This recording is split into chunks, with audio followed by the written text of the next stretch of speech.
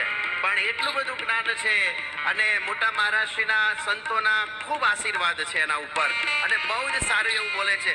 2 minute બોલીશ કે મોઢે કરવું પડશે? લે જે આવડે યાર.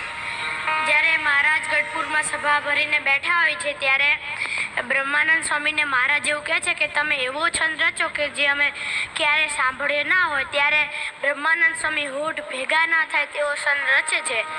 રે શરણાગત શરણ હરણ સંકટ હરિતારણ અકલ અકળ ગતિ તારી કૃષ્ણ કરુણા કરી કારણ ખળદળ ખંડન હાર નરક હાર સાથજી ગજ ગતિ હંસ ગતિ ચલત રાધા સાથજી દાસ દયા કર દેખી અખિલ જગ જાહેર હરી બ્રહ્માનંદ કહે લિયો શરણાગત હરી.